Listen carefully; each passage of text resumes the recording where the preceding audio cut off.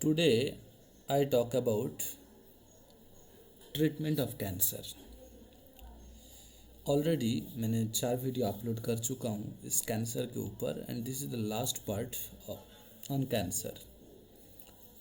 इस पार्ट में मैंने ट्रीटमेंट या डायग्नोसिस के बारे में डिस्कस किया हूँ। कैंसर का डायग्नोसिस कैसे किया जाए या ट्रीटमेंट कैसे करें, और मैंने और छोटा सा एक पार्ट ऐड किया हूँ जो डिफरेंट टाइप ऑफ कैंसर, अलग अलग जो कैंसर का नाम होती है उसको कैंसर ओके। तो कैंसर तो एक फॉर्म है, लेकिन कैंसर का अलग अलग नाम होती है, मेडिकल टर्मिनोलॉजी होती है। तो उस बेसिस पे मैंने एक वीडियो अपलोड किया हूँ। So this is the last part. Okay, तो ये मैंने जितने भी पार्ट लिया हूँ मैक्सिमम पार्ट मैंने एनसीईआरटी बुक से मैंने एक्चुअली कॉपी किया हूँ, और कुछ इन्फॉर्मेशन जो लास्ट वाला जो टाइप्स ऑफ मेडिकल जो टर्मिनोलॉजी वो मैंने नेट से ही किया। ट्रीटमेंट ऑफ कैंसर के बारे में बात करता हूँ तो फर्स्ट ऑफ ऑल डायग्नोसिस या डिटेक्शन मैंने प्रीवियस वीडियो में किया हूँ। सो यहाँ पे ट्रीटमेंट या डायग्नोसिस के बारे में बात करता हूँ, जिसका डायग्नोसिस क्या है। तो डिफरेंट टाइप ऑफ डायग्नोसिस है, और एक डायग्नोसिस करने से इसका कोई एक पर्टिकुलर मेथड नहीं जी इस मेथड से करने से प्रॉब्लम सॉल्व हो जाएगा। ओके, ये प्रॉब्लम ऑल्सो तभी सॉल्व होगा जब मतलब बहुत सारा प्रोसेस एक साथ में इन्वॉल्व होगा। ओके, सो कैंसर तभी ट्रीट किया जाएगा जब a lot of process, a combination of the lot of process take place. So first process के बारे में बात करता हूँ, वो है रेडियोथेरापी। रेडियोथेरापी में कोई भी एक ट्यूमर सेल, कोई भी पर्टिकुलर जगह में ट्यूमर हुआ है तो उस ट्यूमर सेल को मैं क्या कर रहा हूँ, वहाँ पर रेडिएशन भेज रहा हूँ। बाहर से वहाँ पर रेडिएशन भेजा जाता है, और रेडिएशन भेजते हुए क्या कर रहे हैं, उसे रेडिएशन भेजने की वजह से जो सेल के ऊपर में रेडिएशन पड़ रहा है, दैट मीन ट्यूमर सेल के ऊपर रेडिएशन भेज रहा है, तो ट्यूमर सेल बिकम ओके लिथली, मतलब मर जाएगा।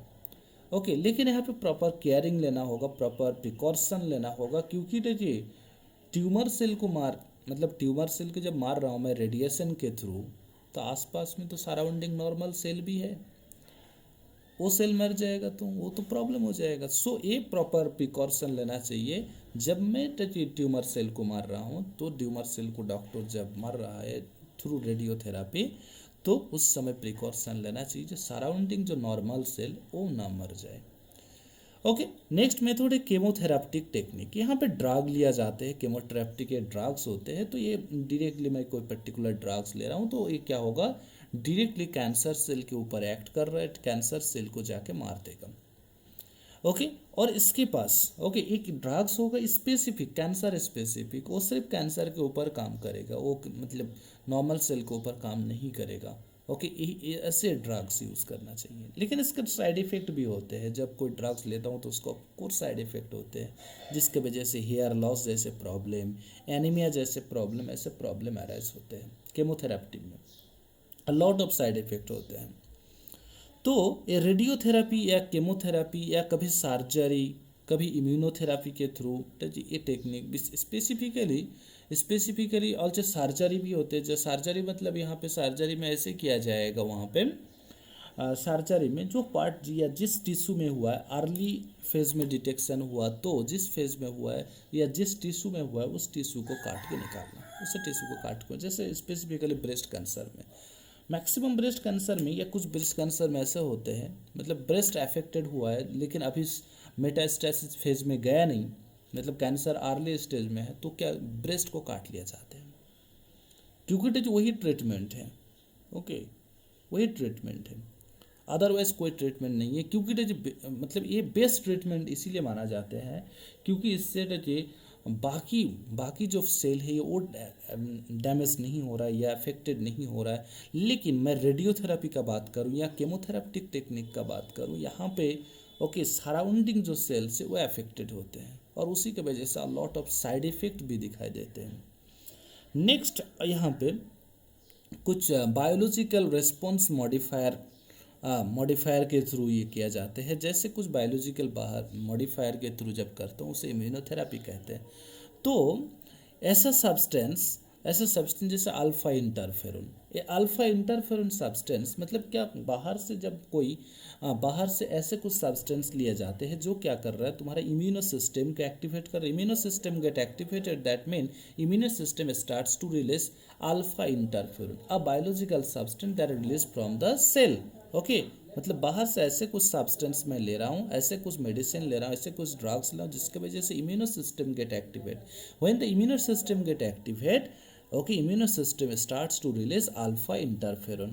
और अल्फा इंटरफेरोन जब एक्टिवेट हो जाएगा तो अल्फा इंटरफेरोन जो ट्यूमर सेल से उसे डिस्ट्रॉय या उसे एनगल्फ करना शुरू कर देगा। सो ऐसा कुछ प्रोसेस साथ में, मतलब 2-3 प्रोसेस मिला कि जैसे रेडियोथेरापी, केमोथेरापिक टेक्निक और इम्यूनोथेरापी या सर्जरी, कभी कभी टच, सभी प्रोसेस एक साथ में मिला के पूरा मतलब कैंसर का ट्रीटमेंट किया जाते हैं। कोई भी एक प्रोसेस से नहीं होगा। ओके, अर्ली स्टेज में हुआ तो हो सकते, लेकिन लेटर स्टेज में आ गया तो इट्स मतलब सभी प्रोसेस चाहिए, या उससे बचाना भी मुश्किल नहीं है। ओके, नेक्स्ट मैं डिस्कस करता हूँ टाइप्स ऑफ कैंसर। तो टाइप्स ऑफ कैंसर, तो यहाँ पे जो मेडिकल टर्मिनोलॉजी मैंने यूज़ कर रहा हूँ, तो एक्चुअली बेसिस ऑफ कैंसर का जो नाम होता है, अलग अलग कैंसर का अलग अलग नेमिंग होते हैं। ये स्पेसिफिकली डिपेंड ऑन कहाँ से शुरू हो रहा है और कौन सा एक्चुअली जहाँ पे हुआ है वो कौन सा टाइप ऑफ सेल से बना, ये टिश्यू से बना हुआ है। Suppose that okay, cancer lungs में हुआ है, शुरू हुआ है लंग्स में, लेकिन वो धीरे धीरे मेटास्टेसिस प्रोसेस के थ्रू लिवर में पहुंच गया, तो मैं उसे लिवर कैंसर कहूँ? नो। ओके, वो जहाँ से ओरिजिन हुआ है उसी बेसिस पे नेमिंग होगा। जो लंग्स से शुरू हुआ है तो वो लंग्स कैंसर कहलाएगा। जैसे कार्सिनोमा। ओके, कार्सिनोमा कौन सा कैंसर को कहते हैं? स्किन या कोई भी ऑर्गन का अपर मोस्ट पार्ट में, अपर मोस्ट पार्ट मतलब एपिथेलियल टिश्यू, सिंपल तरीके से बोलूँ तो मतलब एपिथेलियल टिश्यू में कैंसर हुआ तो that cancer is named as carcinoma. Okay, carcinoma. Okay, next है sarcoma. Okay, sarcoma that mean कोई कनेक्टिव टिश्यू में हो रहा है। ओके, कैंसर कहाँ पे हुआ है? Connective tissue. कनेक्टिव टिश्यू कहाँ पे का? बोन से, मसल से, कार्टिलेज से, ब्लड वेसल से, सब जगह में हुआ है तो that is called carcinoma, sarcoma. Okay, and leukaemia that mean specifically WBC cells. Okay, WBC cells या वाइट ब्लड सेल्स में जब कैंसर हुआ, ल्यूकोसाइट्स कहते हैं इसीलिए उसका, और एक नाम है डब्ल्यूबीसी का, तो उस कैंसर को या ब्लड कैंसर को, सिंपल तरीके से ब्लड कैंसर को कहते हैं leukaemia. Okay, lymphoma that mean lymphocytes that mean primary, also lymphocytes मतलब that is the origination and maturation of immunocells takes place in the lymphocytes के अंदर। Lymphocytes that mean B lymphocyte, T lymphocyte, इसकी बात कर रहा हूँ। तो lymphocyte मतलब वहाँ पे जब कैंसर हो रहा है, ओके, तो that is called immuno system, या सिंपल तरीके से बोल दूँ तो इम्यूनो सेल्स में जब कैंसर हो रहा है दैट इज कॉल्ड लिम्फोमा। तो मैंने कैंसर का टच टोटल यहाँ पे 5 वीडियो अपलोड किया हूँ। ओके, तो टोटल ये लास्ट पार्ट था वीडियो का, कैंसर पार्ट का। सो कैंसर फर्स्ट पार्ट मैंने डिस्कस किया था different type of normal sales और कैंसर सेल के बीच में डिफरेंस के बारे में। सो ओके, जो भी स्टूडेंट मतलब प्रीवियस पार्ट देखे नहीं, मैं उससे तो यही सजेस्ट करना चाहूँगा जो पहले फर्स्ट टू लास्ट वाला पार्ट देखे तब समझ में आएगा, क्योंकि लास्ट से फर्स्ट वाला पार्ट तब समझ में नहीं आएगा जो कैंसर क्या है। तो मैंने शुरू से डिस्कस किया हूँ जब फर्स्ट पार्ट में क्या है, फर्स्ट पार्ट में नॉर्मल सेल और कैंसर सेल के बीच में डिफरेंट जैसे बताया, मैं ऐसे एक एक करके मैं वीडियो देखने के लिए मैं सजेस्ट करूँगा। Okay, thank you.